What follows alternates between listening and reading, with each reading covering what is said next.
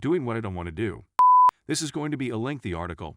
Nobody has to read it, but my therapist suggested I write everything down in a chronological format, and what better place than here? Month 1. You inform me about the affair.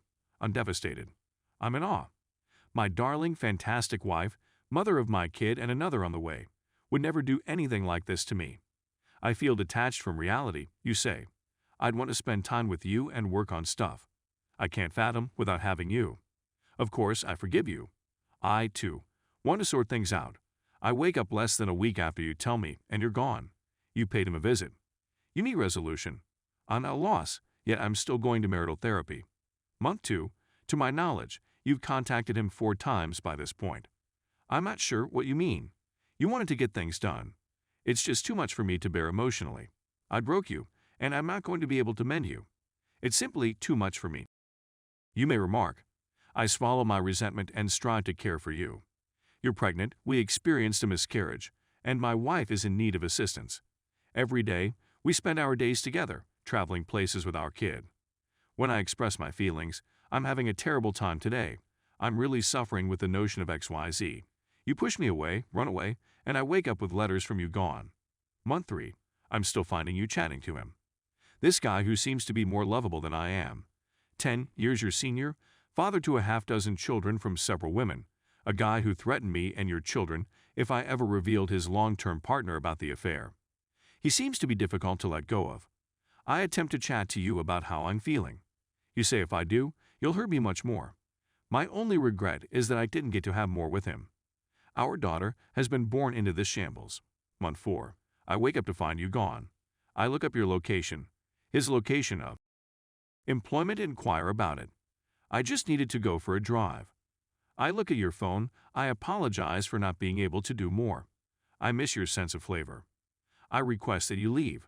Stay at your mother's house. You're terrified. Tell me you don't care about me. You never had feelings for me. I try to avoid you as much as possible. I'm concerned about your mental health. We're splitting up the kids. You're going to give me a chance to date you, you say. This can't be true. This can't be happening to my high school love and closest buddy. Our separation seems to be working. You appear to be missing me.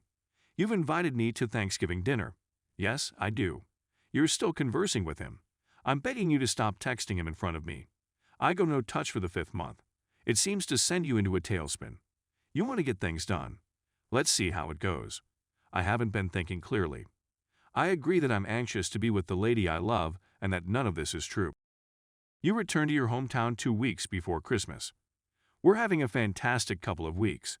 You don't want to attend to marital therapy anymore, but everything seems to be well. I notice you've loaded the Xbox Live app on your phone the day after Christmas. You've been texting him on there since we changed your phone number. While you're in the shower, I question you about it. You've lost it again. I'm going upstairs to weep where you can't hear me. When I decide to take a shower, I hear my girls laughing uncontrollably. When I go downstairs, you're gone. I finally got a hold of you after 8 hours away. You're not coming home for long. You're going to stop taking your antidepressants cold turkey. You no longer wish to live. I called the cops. You wind up on the list of those who have gone missing. I spent 2 days seeking for you, from daylight to night. You surrendered to the hospital. 6th month, you spent 10 days in a mental health center. I've been on the phone with you for 10 days. We're looking after our girls. Bringing our daughters to sit in the parking lot outside the facility so that we may talk on the phone while you can view them from a distance. Hopefully, my wife will receive the assistance she needs in there. Everything will be okay. You leave the institution and return home. You formed a slew of toxic connections at the facility, and you're messaging and contacting folks you met there throughout the day. But I let it go. You've been gone for 2 weeks, and when I get home from work, it's long after you've gone to bed, and I discover your phone with the Xbox app open. A discussion between you and him again. You're missing him. You have garments that smell like him, but have gradually lost their aroma, which makes you unhappy. I'm completely numb. I request that you depart once again. Month 7, separation number 2. I'd want to work on it, but if you ever speak to him again, this is done, I say. Allow the separation to begin. You're at his job less than a week into your separation. It's the library. You're in the library with your new mental health facility buddy T. I call to inquire about the situation. You're freaked out by me. I'm not talking to him. How could you have made such a huge deal out of this? I just let it be. Because I found you weeping. You came over on your birthday. I stated it was difficult, and I didn't know if I could handle it any longer. I needed it to stop. You show up with divorce papers, informing me that you usually hurry things, attempting to get me to make a choice right immediately. I uncontrollably and ask, why are you doing this? I still don't think any of this is taking place. You make fun of me and threaten me, saying, if you don't stop weeping, I'm going to punch you in the face. I can't imagine what people would do to me if I said anything like that to you. But, as you put it, you're simply going through a hard patch. Month 8, to the best of my abilities, I've been taking care of myself. We're splitting apart the females. You receive half a week more than I do. It's difficult. I adore my girls and hate being away from them. We've been away for a month, almost 2 by the end of March, and you've not been talking to him because you want to focus on our marriage. I propose that we relocate to a new city on the other side of the metro area to get away from all the unpleasant memories and start again. You agree, so we look for a lovely small property to rent jointly. You're also pregnant. There's no chance it's not yours. Why would you even question it? Month 9, the big day has arrived. As we're driving, your brother casually says to me, she didn't stop talking to him. On her Xbox Live, I blocked him. He repeatedly asks her to leave him alone, but she continues to send him messages. I'm not feeling anything. Is he telling the truth? We've only been in our new start home for a week. Our daughter is ill, and we are up all night caring for her. I inquire as to the time. Please show me your phone. At 3 a.m., I received a notice from Xbox Live. I don't care since this isn't real. I set my alarm for the morning, you notice me on my phone, and you grab it from me. I don't like you talking to people every time I make a mistake. I was just about to set an alarm. 2 more weeks have passed. I'm simply trying to stay away from you. You have days off. I work at night. This isn't the actual world. We're about to put the girls to bed. You seem to be getting ready to go out. Are you going somewhere tonight? I need to leave the home. You state your case. Because you stormed out, I suppose I made the wrong face. I come across you in the restroom and inquire whether you're all right. You tell me you're imprisoned, and I tell you I understand. I describe how it feels bad to be cheated on and then have to take care of you, without being able to express my own pain or feelings, and being punished every time I feel anything. You lunge from the restroom and started punching me repeatedly. I trip and fall on the bed. You turn out the lights and continue to strike me. I phone the cops.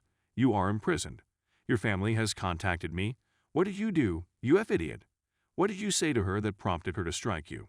Now, who is this genius? It's your fault she's in prison. I can't stop crying. I eventually lay it all out and roar back. Of course, my mother-in-law never mentions all the horrible things she said to me. She just tells everyone that I shouted at her. My wife has been released from prison.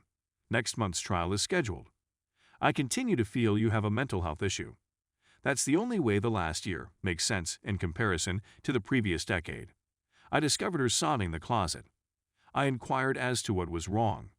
You never apologized for calling the cops on me. I'm astounded. She doesn't give about me. She's cheated on me, verbally and emotionally tortured me for over a year, and now she's physically attacked me, and she's sobbing not because she can't believe what she's done to me, but because I haven't apologized for putting her in prison. I spoke with an attorney about a month ago.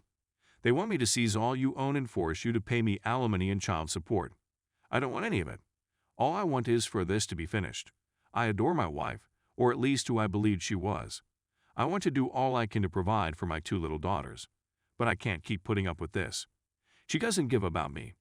She's told me 1,000 times that she doesn't love me. She no longer bothers to pretend to say it. I'm a large tattooed guy who's being annihilated by a little chick. My wife, my family, you know that's everything I've ever wanted in life. Yet you hold it hostage over me. I don't want a divorce, but you've never apologized, never stopped cheating, gaslighted, blame shifted, and never once shown genuine concern. Please help me. I'm stuck in hell. Edit. I've just had the post up for 5 minutes and I'm already being downvoted to hell. I'm sure you all think I'm a coward. You're probably correct. It's difficult to believe that the lady you've been in love with for a decade is a monster. Please be patient with me. I didn't expect to receive trash on a support group forum for being candid about being ripped apart by someone you want to trust. Edit 2. I've read as many of the responses as I can. I'll attempt to respond to as many of you as possible, and I appreciate the private messages of encouragement as well. I got down with her last night and looked through the divorce paperwork and began filling them out. I'm sticking to it, and if she won't do it peacefully, which I'm sure she won't, I'll continue work on the lawyer. Many people will tell you to simply go to the lawyer right now, but to be honest, I'm penniless, and the $3,500 retainer fee alone is a little out of my price range. My wife is a shopaholic, and we spent $10,000 on marital therapy during COVID. Not to add that COVID has had a significant influence on my work.